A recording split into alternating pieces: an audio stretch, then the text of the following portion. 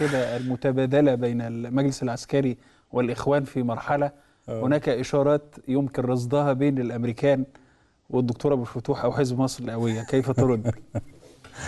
أنت عارف الخبر ده ليه كام يوم على المائدة؟ لا يعني معلش أنت الظاهر كل الأخبار أنت رديت عليها. ده ليه اليوم الرابع متواصل. كويس. كان اسمه وورلد نيوز. وورلد نيوز. إيه وورلد نيوز ده؟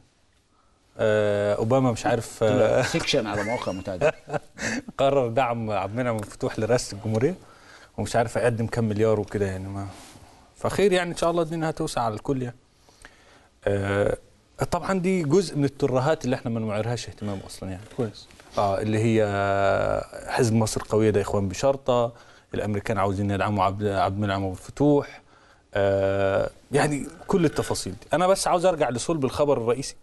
ايوه يعني جزء لقبل الخبر الرئيسي، والخبر بيقول ان المتغطي بالامريكان عريان يعني.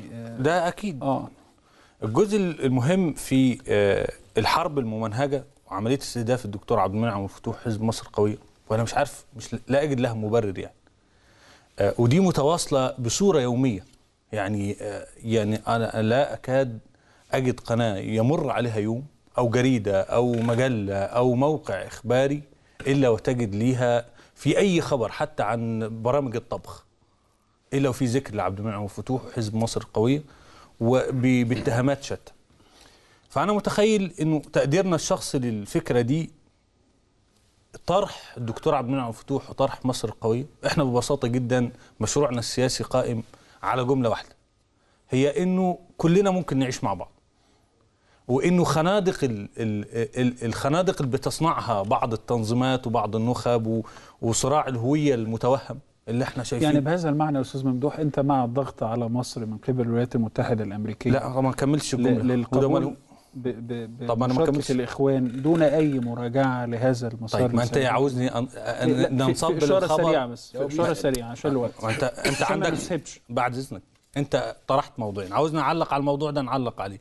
حطيت عبد المنعم مفتوح نفس السياق، حطيت عبد المنعم مفتوح في جمله اعتراضيه اللي ريحك. انت وضحت عشان اجاوب على الاول ولا الثاني؟ انت وضحت انها ترهات، فلا يجب ان نخوض فيها طويلا يعني. طيب انا بس عاوز اكمل انه جزء احنا دي الفكره ببساطه اللي بنطرحها، انه ممكن كل الناس المتناقضه مع بعضها دي تعيش مع بعضها. ودي الفكره اللي كنا متبنينها في الحمله الرئاسيه ابان من ايام يعني من اقصى اليمين المتشدد الاسلامي الى اقصى اليسار المتشدد. كان في ناس بتدعم